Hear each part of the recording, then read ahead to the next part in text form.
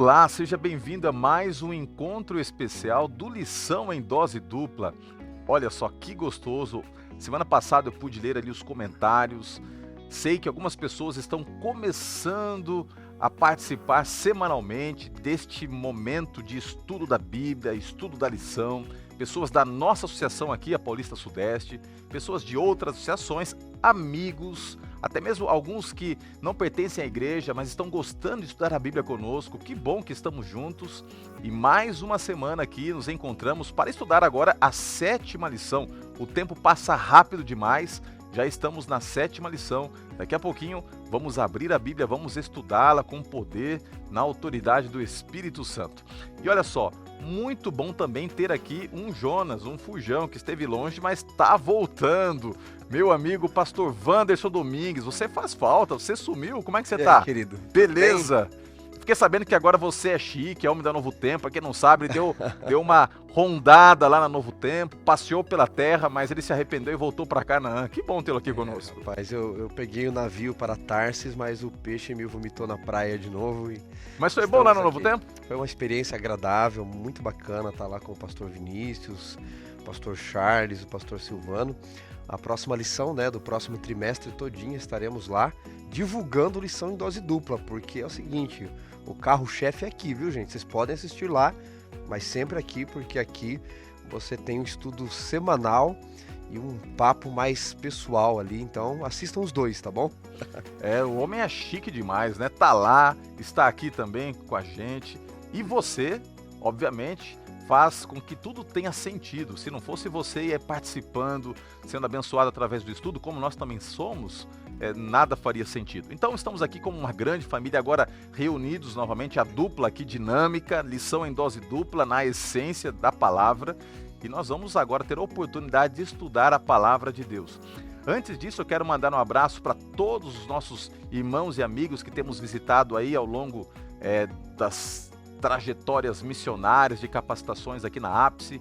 Estou tendo a oportunidade de conhecer muita gente querida, muita gente que vai ali nos bastidores dizendo: pastor, estou participando do Lição em Dose Dupla, tenho gostado, meu abraço especial para você. Eu acredito que muitas pessoas têm participado, é legal ver essa onda de participação crescendo cada vez mais, né?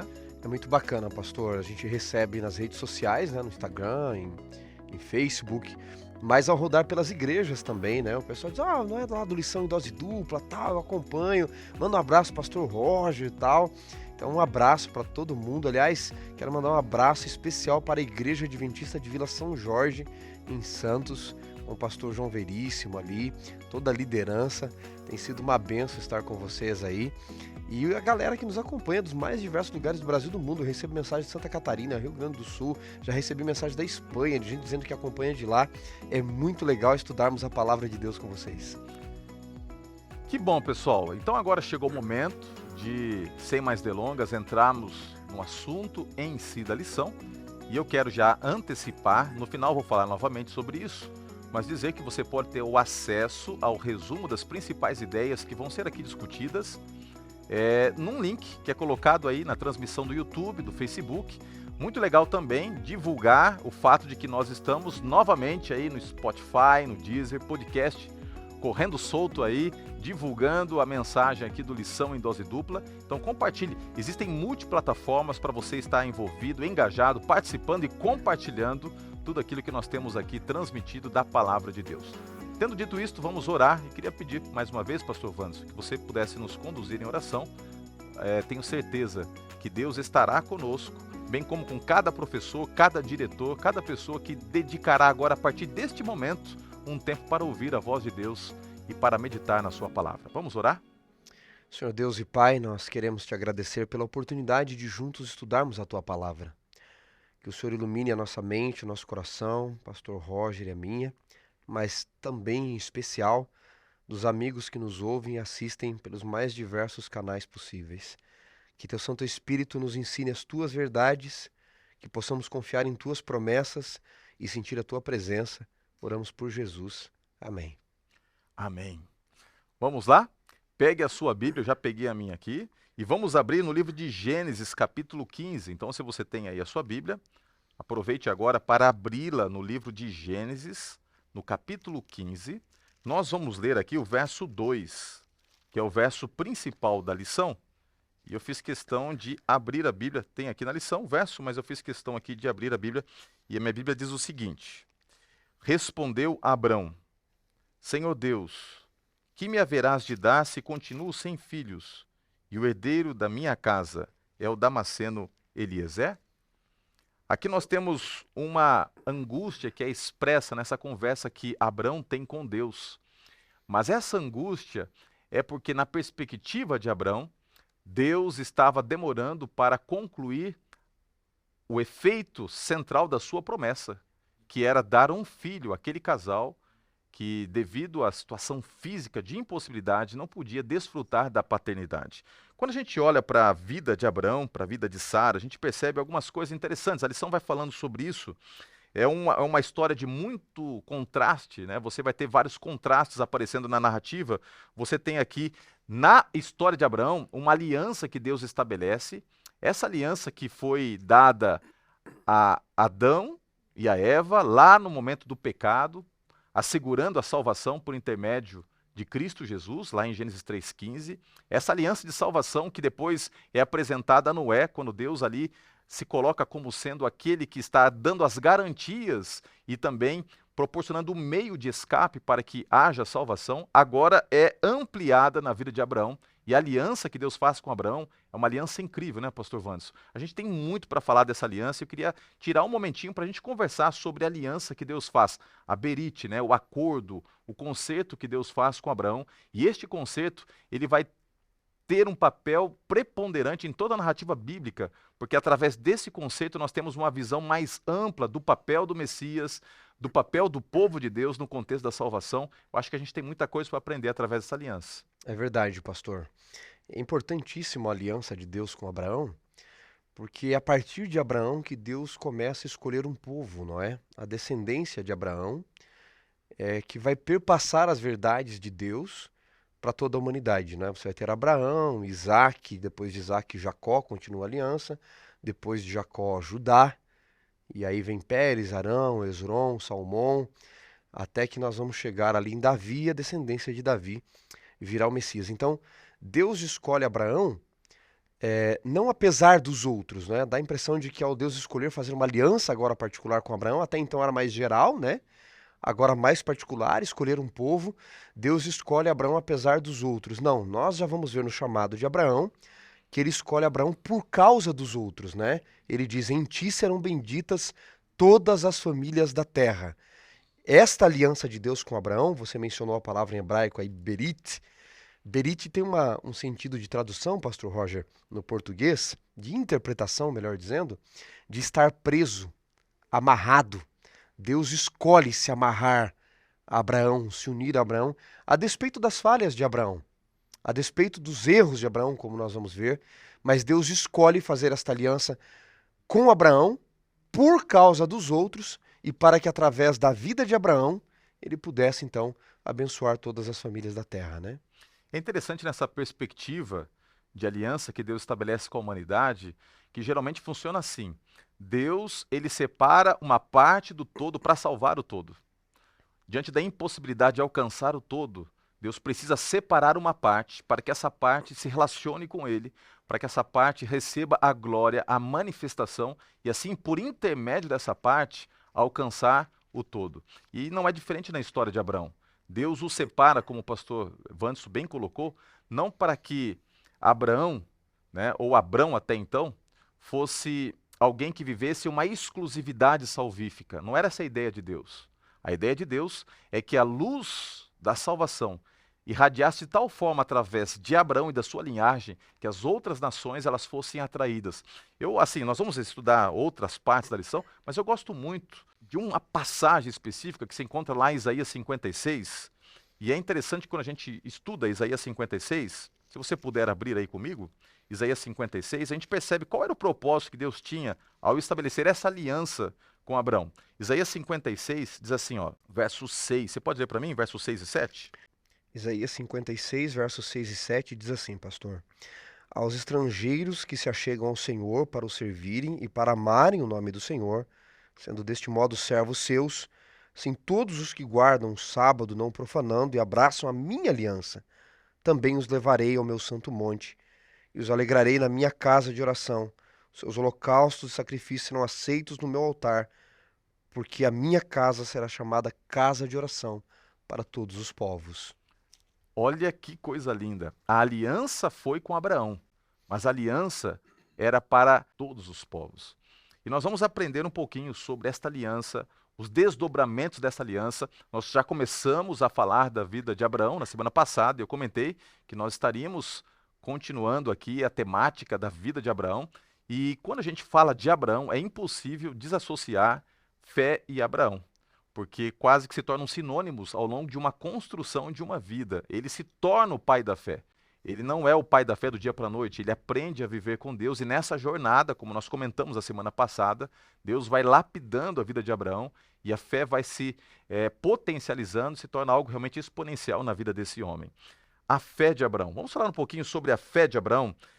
A Bíblia, ela fala muito sobre fé, né? É interessante, eu gosto muito de alguns conceitos que Paulo traz sobre fé no livro de Hebreus. A gente tem, por exemplo, Abacuque, dizendo claramente que o justo viverá pela fé. É o caminho da trajetória daqueles que estão rumando, né, a Canaã celestial. E Abraão não é diferente. Quando Abraão ele recebe de Deus a promessa, ele precisou ter fé. Quando você vai lá para o livro de Gênesis, no capítulo 12, ali nós temos, perceba, vamos voltar aqui no tempo, tentar nos contextualizar, fazendo de conta que estamos lá vivendo a história nos dias de Abraão. Perceba que estamos falando de alguém que não pode ter filhos porque a esposa é estéril. E Deus chega para este homem e dá a promessa de que ele e ela seriam pais. Ele já estava quase perto dos 100 anos, né? A esposa também já avançada em dias. Fisicamente era impossível. E Deus diz assim, olha, sai da tua terra, né? Capítulo 12, verso 1. Disse o Senhor Deus a Abraão, sai da tua terra, da tua parentela, da casa do teu pai, e vai para a terra que te mostrarei. De ti farei uma grande nação. Quando Deus diz, olha, farei de você uma grande nação, é como se Deus estivesse dizendo o seguinte, olha, você vai ter um filho, este filho vai ter filhos que terão filhos, ou seja, de você sairá uma grande nação, e não por acaso essa nação vem de mim. Eu quebrarei a impossibilidade, e eu farei com que o impossível se torne possível, para que uma história seja construída a partir da sua linhagem. Já por aí ele poderia, se fosse partir do pressuposto humano, duvidar de Deus, questionar a palavra de Deus. Porque muitas vezes Deus chega para você e para mim e apresenta coisas que são difíceis de ser absorvidas, de ser compreendidas. E a gente tem esse desafio de viver pela fé. Muitas vezes nós não entendemos o que Deus está pedindo, sabe? É difícil às vezes você ter que crer sem estar vendo, né? E rumar nessa direção. E quando Abraão ele se torna um homem de fé, você percebe que Deus ele não promete, cumpre a sua promessa na sequência. A espera também ela tem um papel, né, de ensino. Né? Quando a gente aprende a esperar no Senhor, não apenas no tempo certo Deus executa, para o propósito certo, mas em nós, do jeito certo, ele trabalha. Isso é verdade, pastor. O que você falou é muito importante porque é o exercício da fé, né? Se Deus chega para Abraão, promete o filho e na sequência Sara já engravida, qual seria a dificuldade de Abraão? Mas a fé, ela é um processo de caminhar com Deus, né? Quando Hebreus 11 define fé como a certeza das coisas que não vemos, né? O cumprimento das coisas que se esperam, está dizendo que a gente já acredita antes dele se cumprir de fato, que ele vai cumprir a sua palavra. Paulo traz uma definição interessante no livro de Gálatas sobre a fé de Abraão. Por quê? Os judeus, nos dias de Paulo, costumavam usar Abraão como alguém que era o exemplo de quem fora justificado pela salvação das obras. Eles usavam como exemplo Gênesis 22, onde Abraão quase sacrificou Isaac. E em Gálatas 3, pastor Roger, no verso 6 em diante, Paulo diz assim, olha, é o caso de Abraão, que creu em Deus e isto lhe foi imputado por justiça. Ele repete isso, o nosso guia traz Romanos 4:3, é o mesmo texto, né? A mesma citação. No verso 8 ele diz assim, ora, tendo a Escritura previsto que Deus justificaria pela fé os gentios, prenunciou o Evangelho a Abraão, em ti serão abençoados todos os povos, de modo que os da fé são abençoados como o crente Abraão. Todos quantos, pois, são as das obras da lei estão debaixo da maldição, porque está escrito: maldito todo aquele que permanece em todas as coisas escritas no livro da lei. Aí no verso 13 ele diz assim: Cristo, no entanto, nos resgatou da maldição da lei, fazendo-se ele próprio maldição em nosso lugar. Verso 14: para que a bênção de Abraão chegasse aos gentios em Cristo Jesus, a fim de que o recebêssemos pela fé. Assim como Abraão teve que receber o filho já pela fé, como o pastor Roger colocou, era humanamente falando impossível Sara engravidar, nós também já recebemos o filho pela fé em suas promessas. E aqui, Paulo nos dá um exemplo interessante sobre fé. A fé de Abraão e o exemplo de Abraão como pai da fé não vem por causa das obras. Vem antes dele receber um filho, antes dele sacrificar um filho. E quando Abraão ainda era um pagão, nem circuncidado ele estava. Deus já o havia chamado. Deus vai fazer a promessa e dar a circuncisão bem depois, que era o que os diferenciava. E tem um outro detalhe da fé que me chama a atenção aqui, pastor Roger, no texto, porque o texto diz assim, ó, Cristo, não é, pela fé, nos resgatou da maldição da lei. Eu gosto sempre de definir fé pelo que fé não é. Eu tenho dito que fé, primeiro, não vale pelo seu tamanho, ela vale pelo seu fundamento. Isso é fé. Jesus disse, se ela for do tamanho de um grão de mostarda, mas estiver na base correta, você vai mover montanhas. A fé, ela não é autogerada, é o Espírito quem gera a fé em nós. Fé é como se apaixonar. Você não acorda um dia e diz assim, belo dia para se apaixonar hoje. Não vou para a cama sem me apaixonar. Não é assim que funciona. Você não aperta um botãozinho e se apaixona. Um dia você sai e encontra uma pessoa no trabalho, na escola, sei lá, na faculdade, na igreja, e o jeito daquela pessoa, a personalidade daquela pessoa desperta algo em você. Não depende da sua capacidade, mas da outra de gerar paixão em você. Depende do Espírito gerar fé em você. Outra coisa, pastor Roger. Aqui eu aprendo que fé não é contra as obras. Embora a fé não venha pelas obras, a fé não é contra as obras. A Bíblia diz que Cristo nos resgatou da maldição da lei, falando de Abraão. Cristo não nos resgatou do princípio da lei. Ele nos resgatou, ele nos livrou da maldição, não do princípio. Abraão deveria continuar nos princípios da lei. Então há muita lição na vida de fé de Abraão e na vida de fé que eu e você devemos viver. Quando alguém caminha pela fé com Deus, não significa que essa pessoa não terá momentos dentre esta relação com o Senhor em que haverá, quem sabe, dúvidas, haverá, quem sabe, incertezas. Agora, quando você está caminhando pela fé e algo não faz sentido, vou fazer um convite para você. Não seja hipócrita. Não chega para Deus e converse com Ele como se estivesse tudo certo, tranquilo, porque os grandes homens de Deus, quando você lê a Bíblia, você percebe que eles sentiram na liberdade, com sinceridade, mas também respeito, de abrir o coração para o Senhor, desabafar e colocar em suas lutas, dificuldades, colocar para fora, talvez, a impossibilidade que eles viam no tocante ao rumo que Deus estava dando às suas vidas. E Deus nunca ignora alguém que é sincero, alguém que abre o coração. Deus, ele é solícito em ouvir, ele sabe que somos pó. Algumas vezes, ele responde explicando os porquês. Outras vezes, ele simplesmente se manifesta para que, através da presença dele, nós continuemos a crer, né? E no caso aqui de Gênesis capítulo 15, perceba que no capítulo 12, Deus promete fazer de Abraão uma grande nação. Mas no capítulo 15, havia já se passado mais de 10 anos e nada de filho. Aí um dia Deus dá uma visão para Abraão. E Abraão aproveita essa oportunidade para abrir o coração. Olha só, vamos ler aqui o que está escrito em Gênesis capítulo 15. A Bíblia diz o seguinte: depois desses acontecimentos, veio a palavra do Senhor a Abraão numa visão e disse: não temas, Abraão, eu sou o teu escudo, o teu galardão será sobremodo grande. Respondeu Abraão: Senhor Deus, que me haverás de dar se continuo sem filhos, e o herdeiro da minha casa é o Damasceno Eliezer? Disse mais Abraão: a mim não me concedeste descendência, e um servo nascido na minha casa será o meu herdeiro. A isto logo respondeu o Senhor, dizendo: não será esse o teu herdeiro, mas aquele que será gerado de ti será o teu herdeiro. Então conduziu para fora e disse: olha para os céus e conta as estrelas, se é que o podes. E lhe disse: assim será a tua posteridade. Ele creu no Senhor e isso lhe foi imputado por justiça. É interessante que quando ele tem esse momento de titubear na fé, ele se aproxima de Deus e Deus diz assim: Abraão, eu preciso te ensinar algo. Eu sou o teu escudo, você pode confiar em mim. Eu sou aquele que cuida de você, é aquele que mantém a promessa.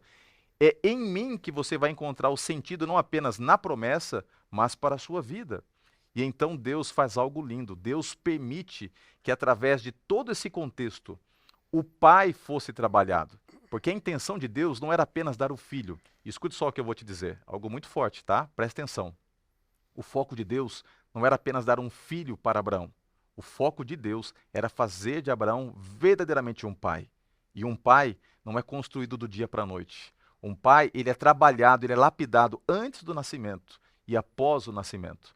Perceba, Deus precisou de muitos anos trabalhando com Abraão e preparando para que ele se transformasse no pai da fé, aquele pai que tempos depois estaria disposto a entregar o seu filho para ser sacrificado. Isso é impressionante, ver como Deus ele trabalha, como Deus tem o cuidado. E quando Abraão entende que há um Deus que está preparando, lapidando a sua pessoa e assegurando a promessa, ele então, como resposta, a Bíblia diz que crê. E isso lhe foi imputado como justiça. É verdade, pastor Vandes?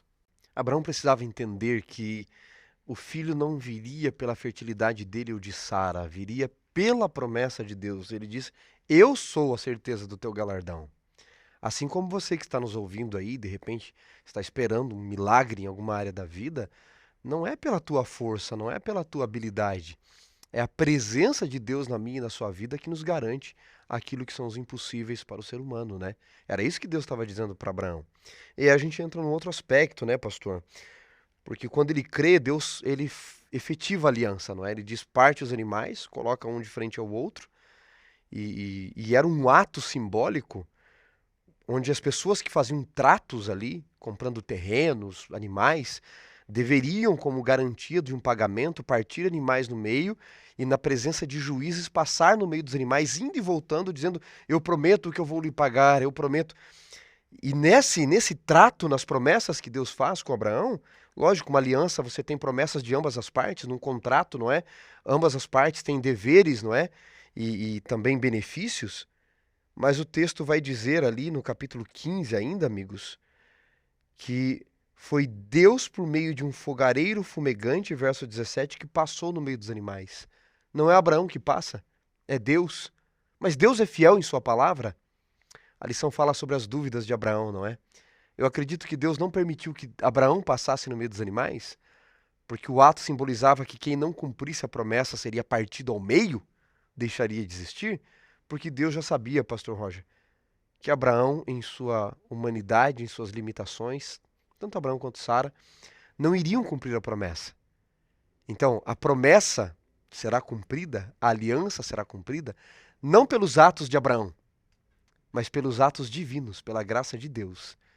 Assim como a minha e a sua salvação, lógico, nós temos que permitir que ele trabalhe, nós temos que cooperar, que ele desenvolva bons frutos em nós, mas é principalmente pelo ato do Espírito de Deus na nossa vida, porque se fosse por nós, nós estaríamos completamente perdidos. Se Deus deixasse Abraão a sua própria sorte, aos seus próprios méritos aqui, se Deus não passa no meio dos animais, garantido pela fidelidade dele, o cumprimento da aliança, Abraão e toda a humanidade estariam perdidos, não é? Abraão vai errar o tempo todo, vai duvidar, vai zombar de Deus, vai quase entregar Sara 2 vezes para outros reis, ele vai se deitar com a serva, ele o tempo todo duvida, ele o tempo todo erra, mas o exemplo de fé de Abraão, pastor Roger, e Abraão se torna o pai da fé, não é porque ele acertou o tempo todo, é porque ele permitiu que Deus cumprisse os planos na vida dele, através da sua graça e até perdoando seus erros.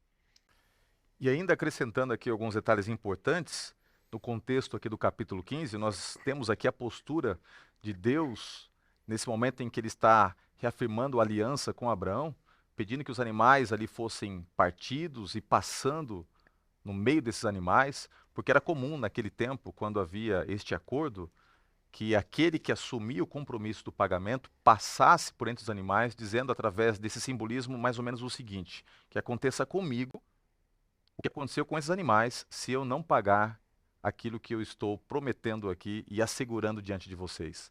Olha que coisa linda. Deus, ele não apenas estabelece aliança, mas ele se compromete em executá-la até o fim, mesmo que isso implicasse na sua morte. E por falar em morte, esses animais que eram sacrificados, tantos outros ao longo da história, nesses rituais, né, culticos de adoração, os rituais e que envolviam os holocaustos e animais ali eram mortos, tipificavam um cordeiro realmente que morreria para nos dar a salvação. Que amor é esse? Que graça maravilhosa é essa? E um ponto importante que a gente tira disso aqui também é que esse Deus que assegura, que se compromete, é um Deus que tem muita paciência conosco. Porque quando a gente vai para o capítulo 16, a história muda completamente. Porque agora, este Abrão, que tem os seus altos e baixos, ele vai mergulhar nos capítulos mais tristes da sua vida, que deixou um rastro que até hoje é sentido de uma consequência terrível, porque a sua fé se tornou hesitante novamente. Diz aqui no capítulo 16 que Sarai, mulher de Abrão, não lhe dava filhos, tendo, porém, esta uma serva egípcia, por nome Agar. Disse Sarai a Abrão: Eis que o Senhor me tem impedido de dar luz a filhos. Toma, pois, a minha serva, e assim me edificarei com filhos por meio dela. E Abraão anuiu o conselho de Sara. Aqui nós temos a palavra chamar. Abraão, ele ouve um conselho desastroso da sua esposa. O capítulo 16 começa com Abraão ouvindo este conselho desastroso. Ele ouve este conselho, um conselho que o convida a agir pelas obras. E quando a gente age pelas obras, geralmente porque a gente não tem uma correta compreensão de Deus. E por que que Sarai incentiva Abrão a agir pelas obras? Primeiro, porque ela entende que Deus a está impedindo de ter filhos. Onde, na verdade, Deus estava trabalhando no tempo e através da história para que ela tivesse filhos. Olha a discrepância aqui dos fatos. Segundo, ela tenta buscar uma alternativa paralela à alternativa que Deus havia proposto. E esta alternativa, que era uma alternativa totalmente desconexa da nossa realidade de hoje, mas que até era comum naquele tempo, de mulheres que eram ricas, poderosas, por intermédio dos esposos, que não podiam ter filhos, se utilizarem de servas para se apropriar dos filhos das servas como seus próprios filhos, aquilo talvez fosse comum naquele tempo, mas não era uma alternativa possível dentro do plano de Deus.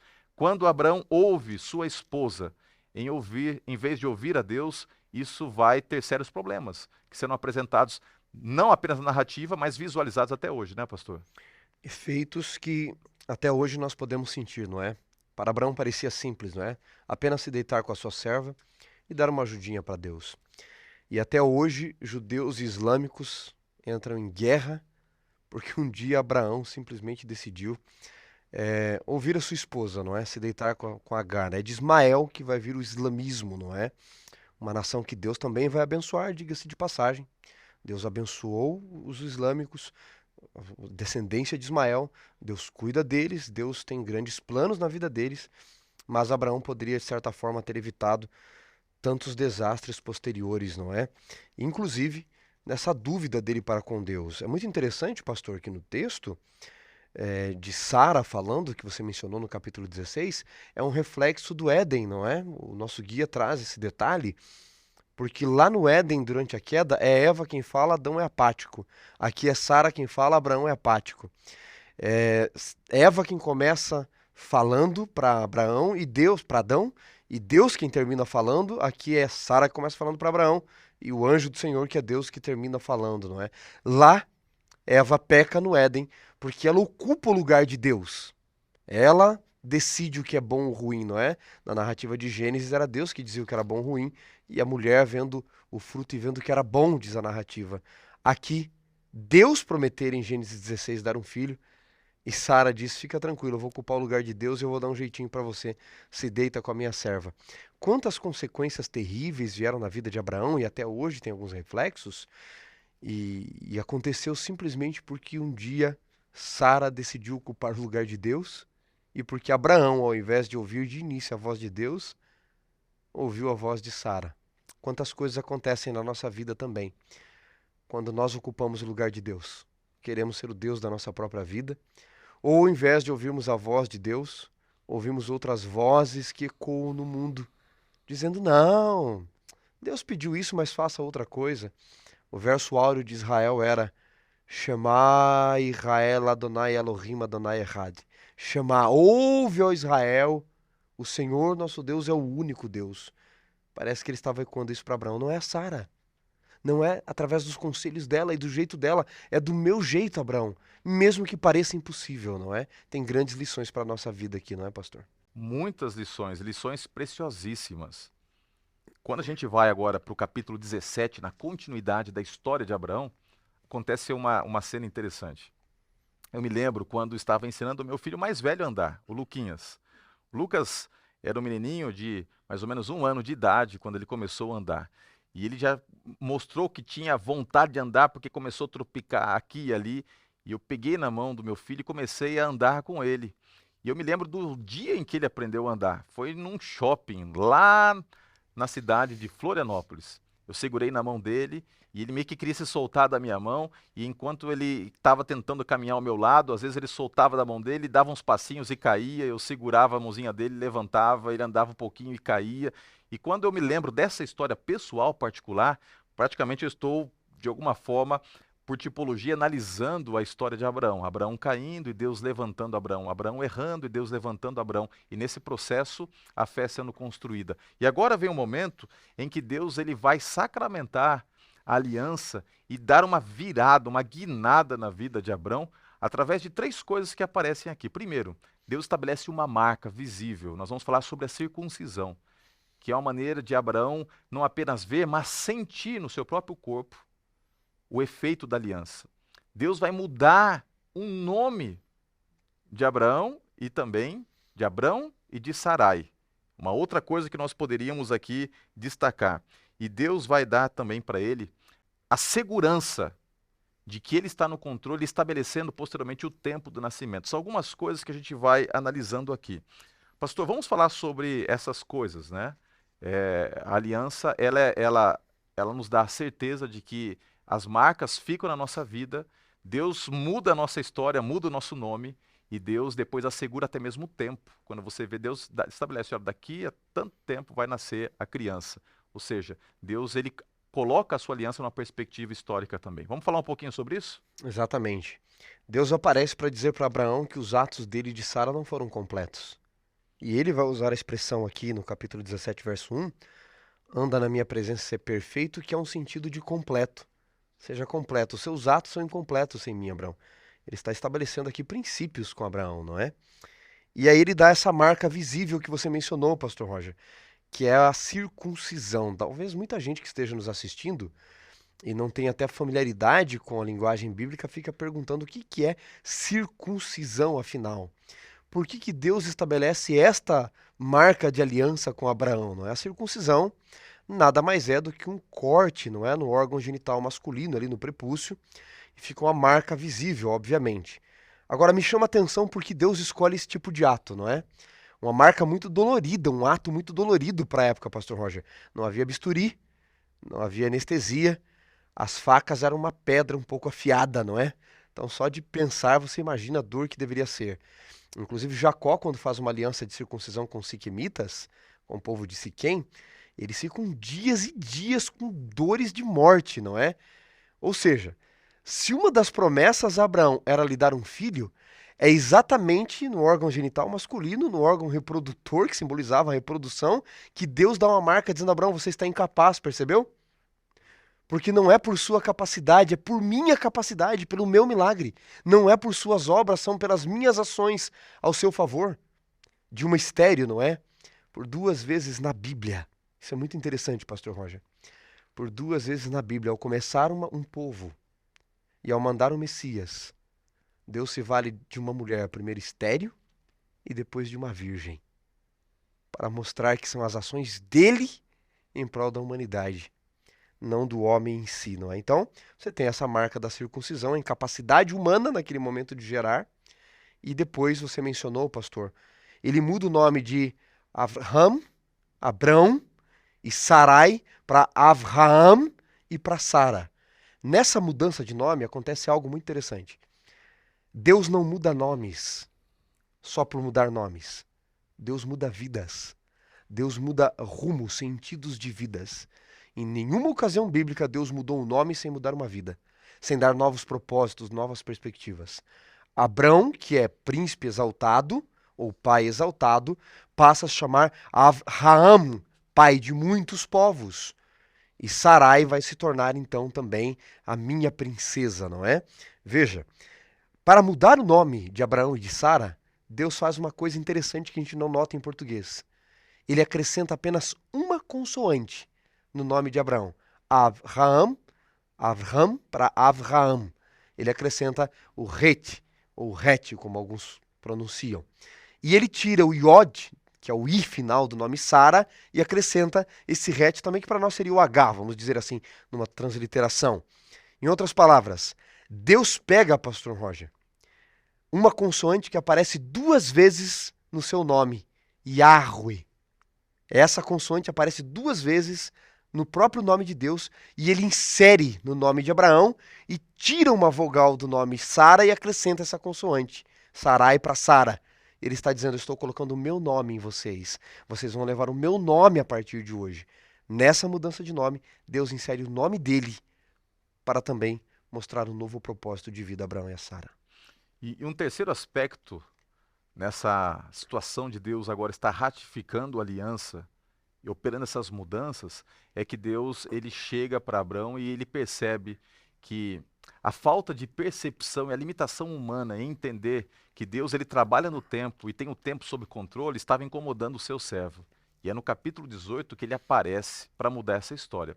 Interessante que Abraão já tinha rido quando Deus havia prometido o filho, e ele ri numa atitude de incredulidade, de que aquilo realmente poderia ser possível. E agora no capítulo 18 nós temos Sara rindo. E quando Deus aparece no verso 9, capítulo 18, verso 9, diz assim, então lhe perguntaram, Sara, tua mulher, onde está? Ele respondeu, está aí na tenda. Disse um deles, certamente voltarei a ti daqui 1 ano, e Sara, tua mulher, dará luz a um filho. Sara o estava escutando à porta da tenda atrás dele. Abrão e Sara já eram velhos, avançados em idade.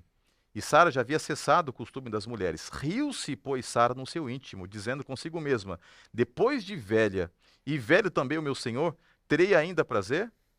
Disse o Senhor a Abrão, porque se riu Sara, dizendo, será verdade que darei ainda a luz, sendo velha?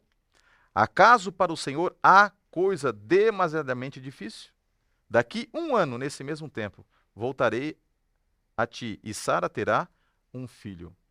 1 ano depois, Deus estabeleceu, agora chegou o momento, 1 ano depois, para que você saiba que eu sou o Senhor, que não estou demorando, estou executando os meus planos no tempo certo, e agora chegou o momento. E você vai ter que conviver com essa dúvida, você e sua esposa, porque daqui 1 ano, ela vai estar grávida, e ela vai dar à luz.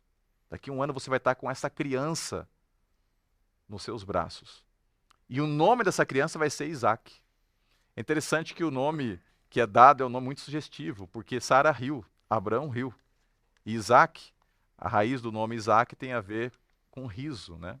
É como se a cada vez que os pais olhassem para o filho, ele chamasse assim, ei, risadinha, vem cá, risadinha. Ou seja, não vale a pena rir de Deus, porque Deus não se deixa escarnecer. Existe coisa demasiadamente impossível para Deus. Olha o que o texto está dizendo. O Senhor diz, será que há algo tão difícil que eu não possa fazer? Porque o seu nome, o nome desta criança, vai demonstrar para todos quem eu sou e quem tu és nesse processo. É interessante essa situação de que Deus, ele já tinha o tempo certo, né? O grande problema foi que Abrão e Sara não puderam esperar, ou tinham dificuldade em esperar. Itzak, em hebraico, significa de fato riso, mas ele tem uma raiz de zombaria.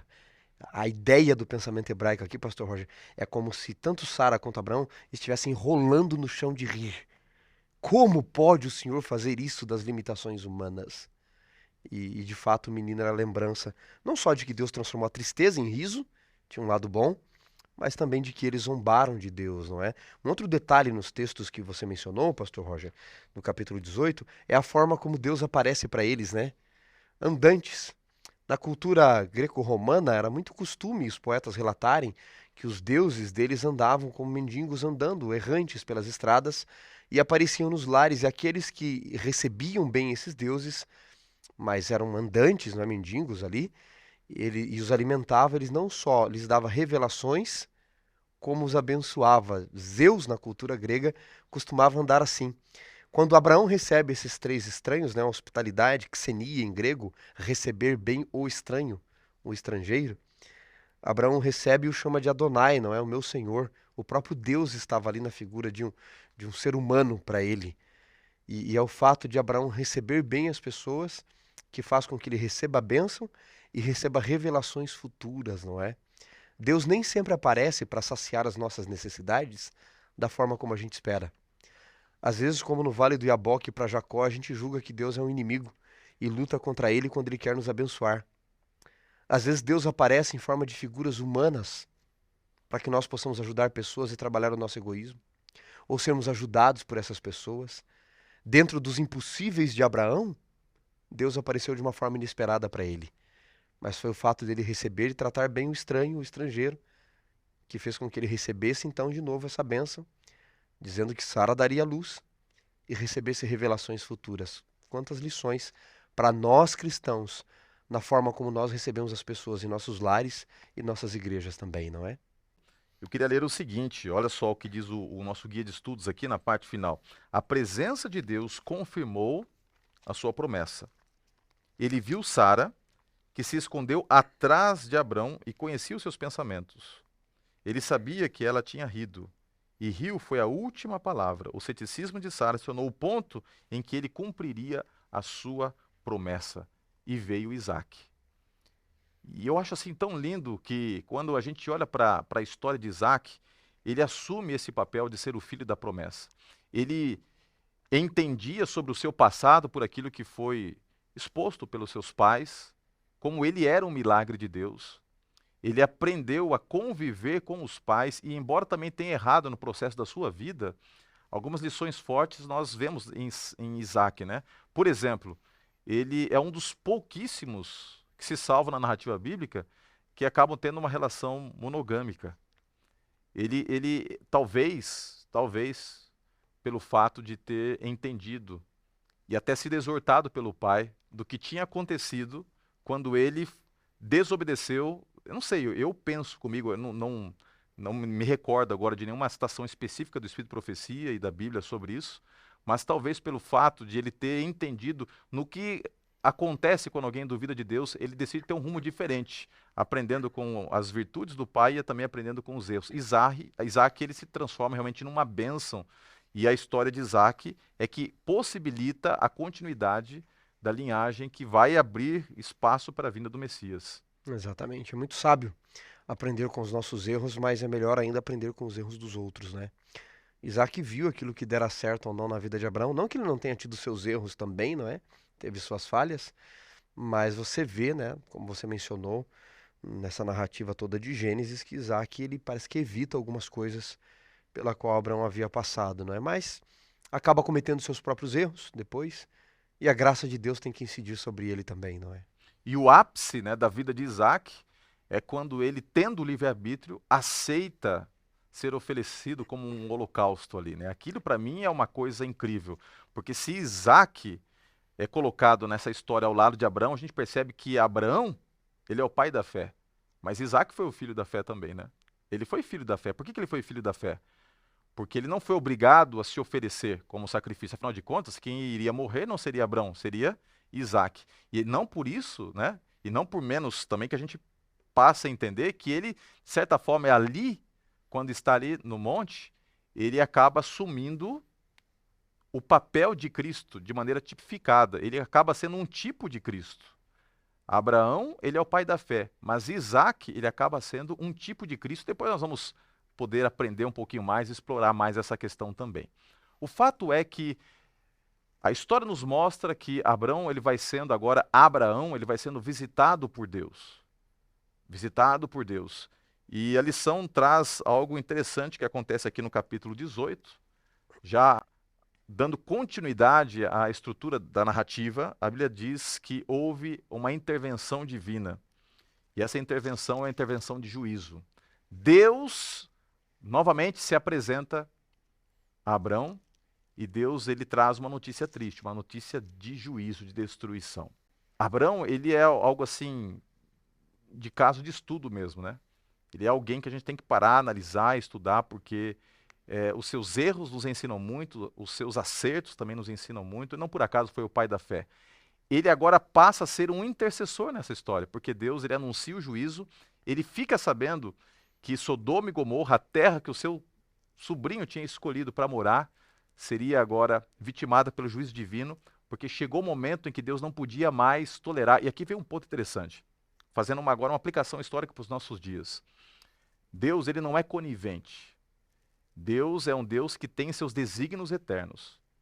Mas chega um momento em que Deus ele não pode mais tolerar a maldade. Ele não tolerou mais. Chegou o momento em que a última gota de maldade faz com que se transborde, né, o cálice, né, da ira de Deus. Perceba que no tempo certo ele se manifestou. Chegou um momento que ele não pôde mais conter a sua justiça e veio o dilúvio. No momento exato em que a última gota da maldade extrapolou a paciência de Deus e ele precisa executar o seu juízo, veio a destruição de Sodoma e Gomorra. E a gente sabe que estas últimas gotas de maldade estão extrapolando o cálice da ira de Deus, vai se manifestar quando ele voltará para botar um ponto final em toda essa história. E aqui, quando você olha para Abraão, você vê que Abraão ele está ali arrazoando com Deus. Senhor, e se lá tiver 50 pessoas? O Senhor não poupa? Ok, se tiver 50 pessoas, eu não vou destruir. Senhor, mas se tiver 40, 30, ele vai ali barganhando. Se tiver 10 pessoas, ele vai diminuindo, diminuindo.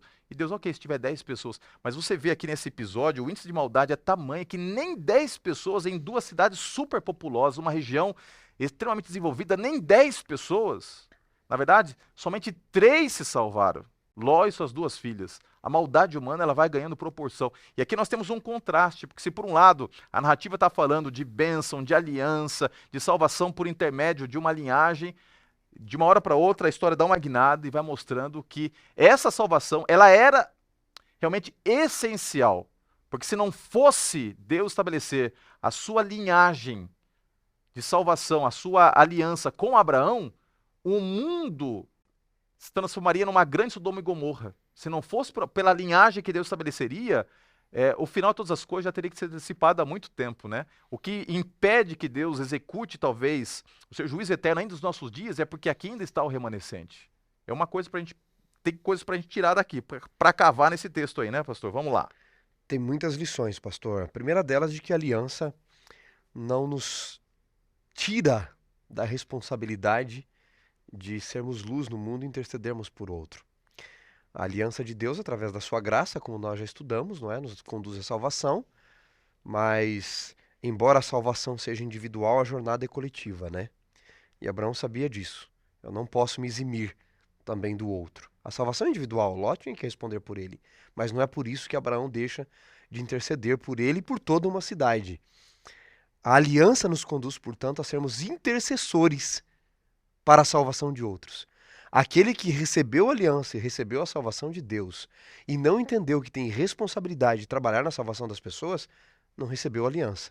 Não entendeu qual o propósito da aliança. A gente começou dizendo que Deus escolheu Abraão não apesar dos outros, mas por causa dos outros, e aqui está esse reflexo na prática. Uma outra coisa que me chama a atenção aqui, pastor Roger, é o fato de Abraão arrazoar com Deus, não é? Se cumpre o que diz o profeta Isaías, né? Vinde e arrazoemos. E Abraão começa a discutir com Deus ali, né? Os 2 anjos vão para Sodoma e Gomorra para visitar Ló e tentar livrá-los e destruir a cidade. E Abraão está ali dizendo, Senhor, se houverem 50, o Senhor destruiria 30. E aí ele chega a um limite, né? Se por acaso existirem 10 justos na cidade, o Senhor destruiria a cidade? Ou pouparia por causa dos 10 justos? E Deus diz a Abraão, se eu encontrar 10 justos ali, eu não destruo. Por que Abraão não ousou falar, Senhor, e se tiverem 5? 5 não, Abraão. E 2,5, já que ele estava indo de metade em metade ali. Por que Abraão para em 10? Porque no pensamento hebraico, amigos, 10 é o mínimo. 10 é o mínimo. Por isso que Abraão disse 10, deu. E é por isso que Deus, na fidelidade, pede 10% pra gente. Porque é o mínimo. E é por isso que ele deu 10 mandamentos. É o mínimo que Deus exige. O mínimo do mínimo era isso. Então você tem a intercessão de Abraão e você tem Deus pedindo um mínimo para a humanidade e para cada um de nós ali. Por que que Deus destrói uma cidade inteira com crianças e animais? Porque a justiça e a misericórdia caminham juntos. Na cidade de Sodoma e Gomorra, que queriam violentar os anjos, eles violentavam mulheres. Você gostaria que uma cidade que abertamente à luz do dia violentava quem eles desejassem, não havia leis para isso, continuassem fazendo isso? Eles violentavam crianças. Eles cometiam injustiça à luz do dia. Coisas que hoje, em nossos dias, se fazem às ocultas, Pastor Roger, às escondidas, que tem muita coisa ruim acontecendo. Na calada da noite, como diz o ditado, em Sodoma e Gomorra fazia-se abertamente à luz do dia. Você gostaria que essas injustiças continuassem acontecendo?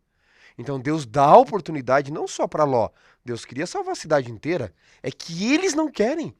Quando os anjos aparecem, ao invés de se curvarem diante dos anjos, eles querem violentar os próprios anjos de Deus.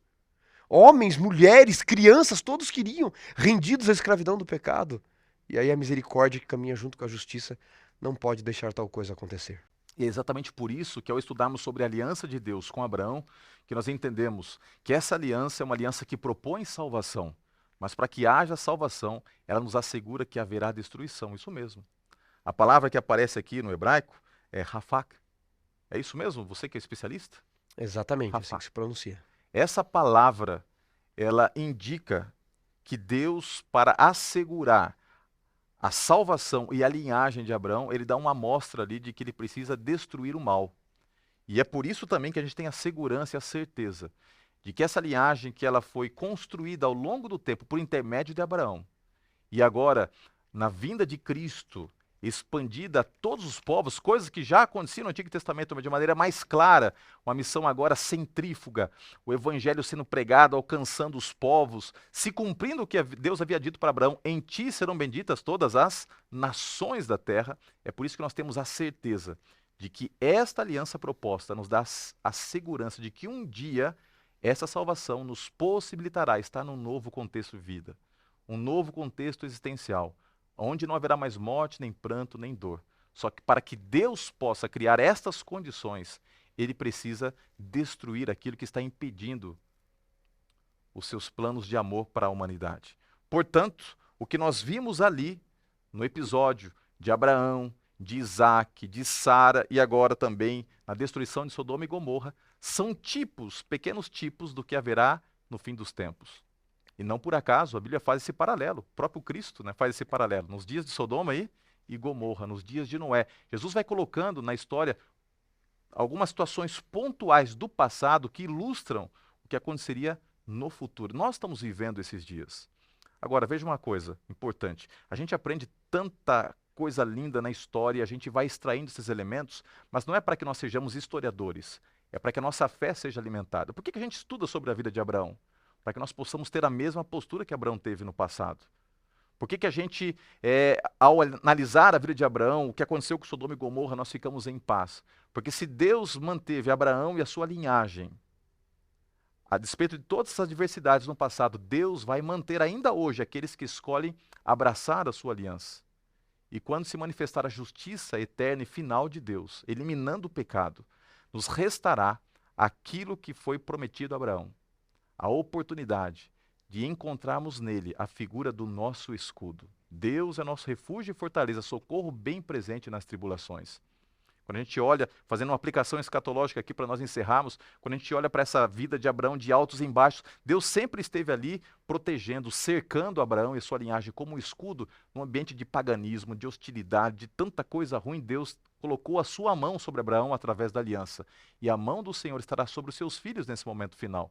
Esta mão que nos assegura a confiança que temos, que no momento mais crítico da história, que ainda está por vir, 1000 cairão ao nosso lado, 10.000 à nossa direita, mas nós não seremos atingidos. Por quê?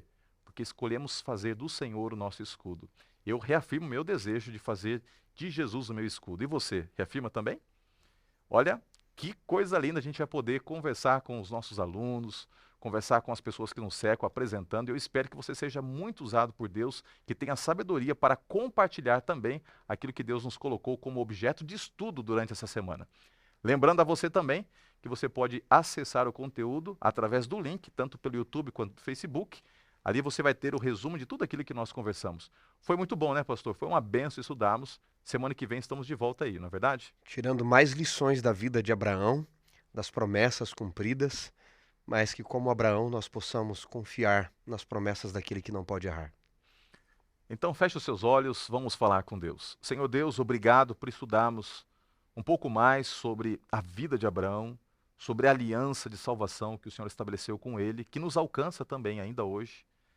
E pedimos humildemente que o Senhor nos mantenha firmes neste propósito de te servir, que nosso acordo de pertencermos a ti seja um acordo construído pela fé, em que entendamos a graça maravilhosa de Cristo como elemento central que moldura a nossa fé. E assim, ao caminharmos contigo, possamos ter o mesmo desfecho de vida que Abraão teve. Porque um dia, quando Abraão descansou, lhe foi assegurada a certeza da vida eterna. E nós queremos também ter essa certeza na nossa vida. E ao olharmos para o mundo, para a Sodoma e Gomorra dos nossos dias, que possamos também ter a certeza de que isso tudo está com os dias contados, de que em breve estaremos contigo num ambiente em que não haverá mais morte, nem pranto, nem dor, nem tanta injustiça e maldade reinante nos nossos dias.